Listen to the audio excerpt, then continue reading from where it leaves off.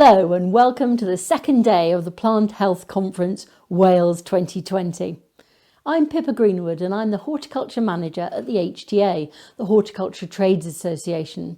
Thank you very much for joining me today. I'm going to begin by talking about the significance of horticulture and those factors that are likely to encourage the growth of this fantastic industry, and those that may limit it.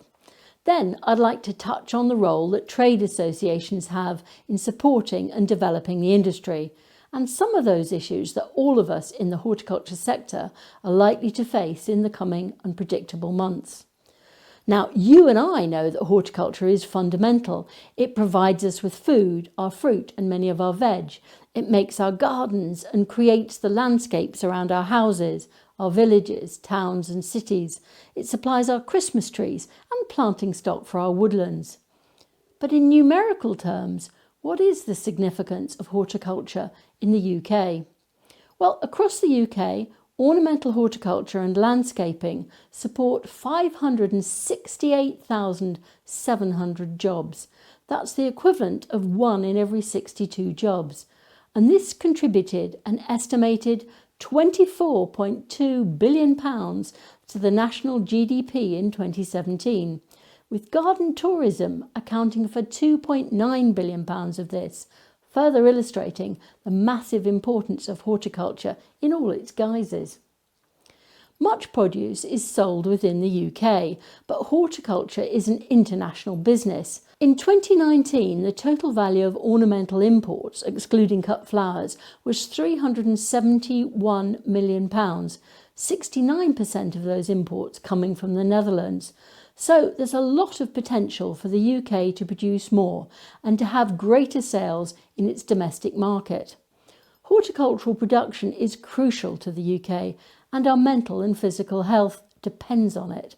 Indeed, 87% of British adults agree that gardens and public green spaces benefit their state of mind, and 84% agree that these green spaces benefit their physical health. At the moment, though, with COVID-19 in our midst, we're in a time of enormous difficulty and anxiety, and that has made each one of us much more aware of the importance of our environment. Gardening has always been an important activity, benefiting physical health and mental well-being. However, over the past months, people have become much more aware of just how much they need green space. This may be their own gardens if they're fortunate enough to have one, or it may be parks or the surrounding countryside. But whichever of these it is, horticulture has played a crucial part in building it, and it is all of us who together are responsible for this vital industry. As we move through EU exit, it is possible that there may be fewer imports, and this gap will need to be filled, and we can certainly expect a higher demand for locally grown products.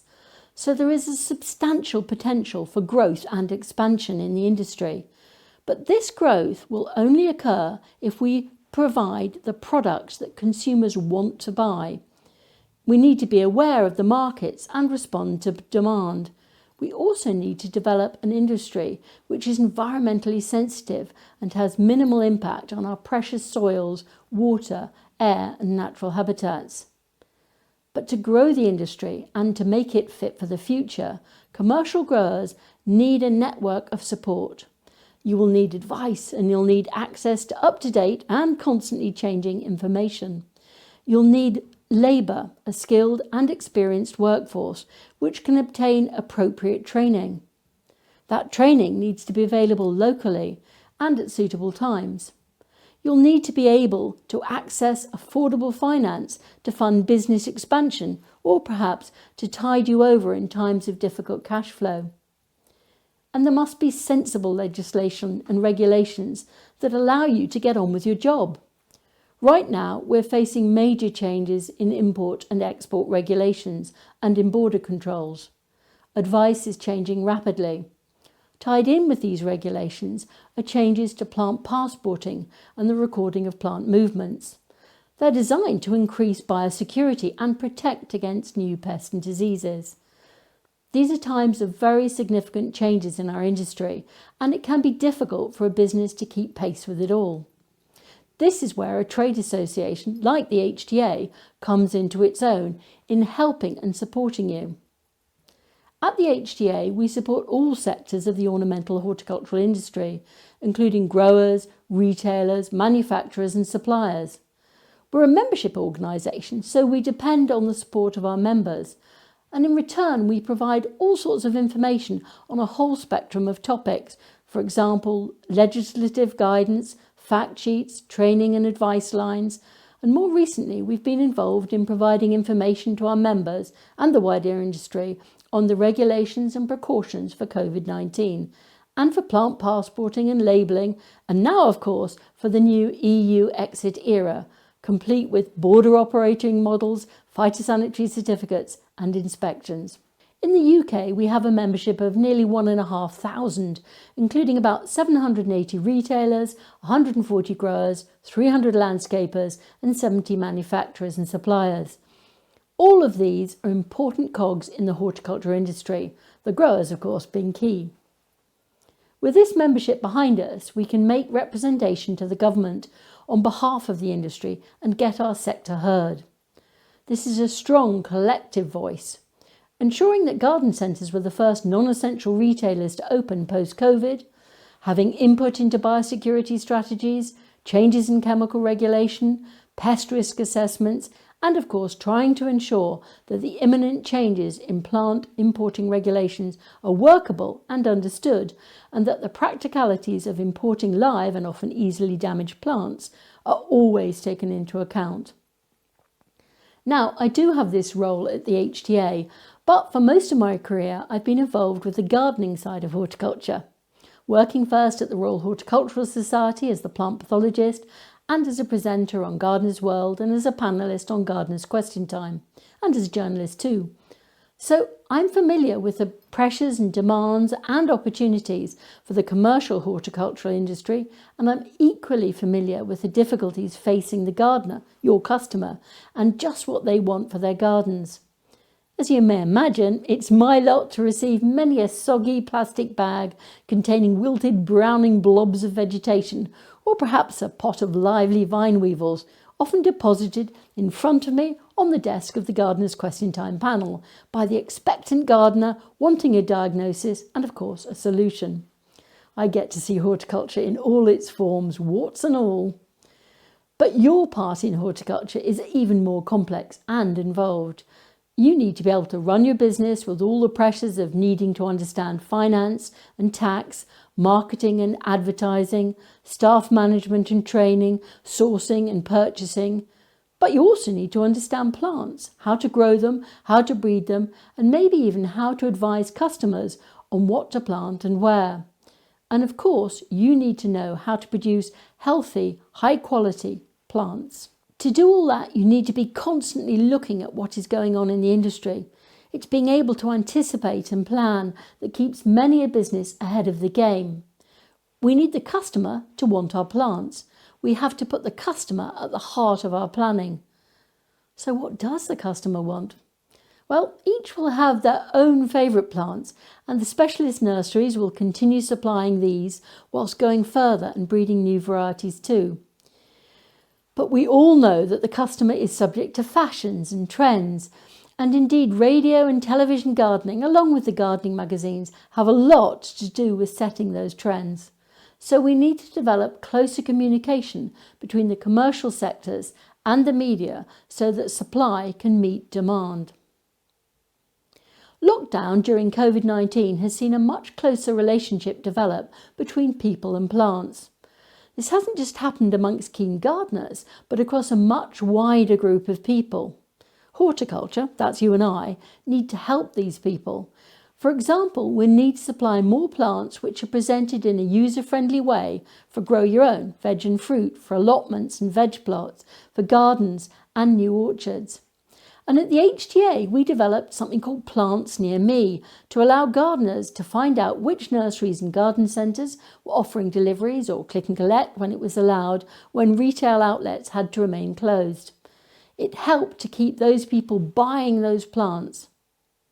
We now also have Keep Britain Growing, a campaign to provide information and inspiration for all those people who have discovered gardening or rediscovered it during lockdown.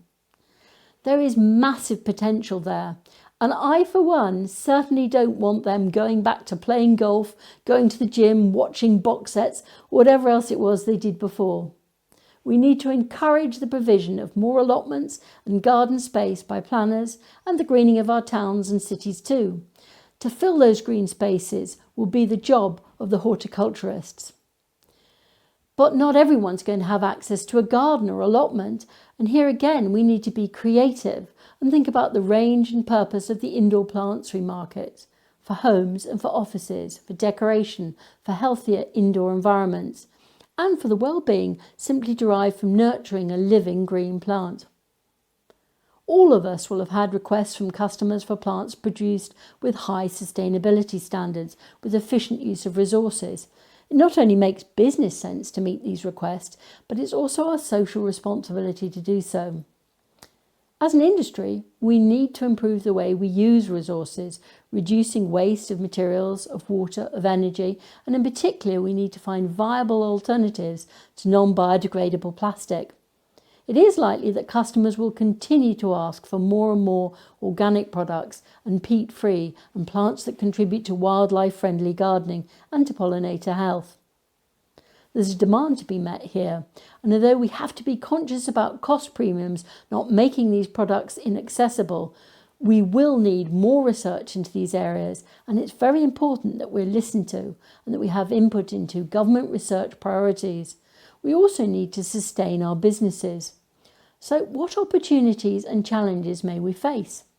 These are indeed the most challenging of times with COVID-19 and now EU exit.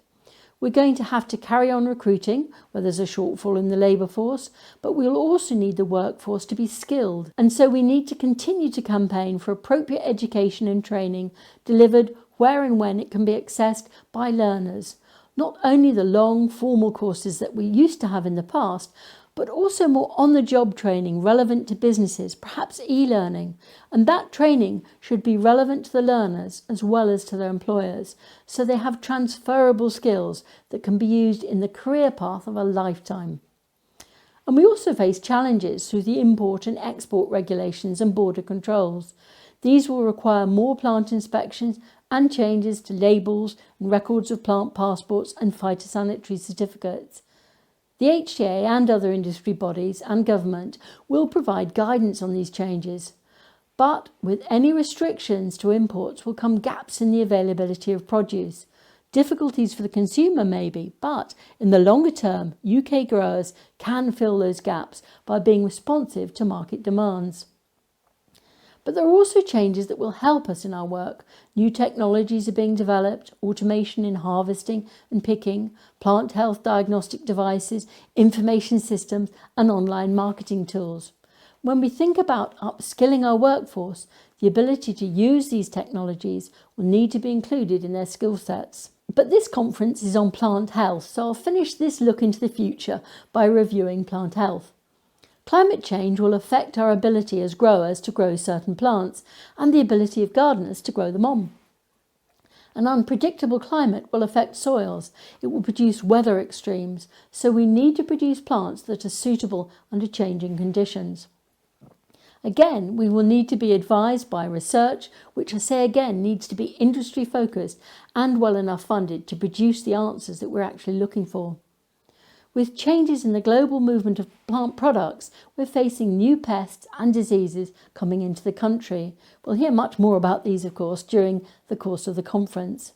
Amongst these is the bacterial pathogen Xylella, and we must make our businesses biosecure for the protection of our own nurseries and the industry as a whole.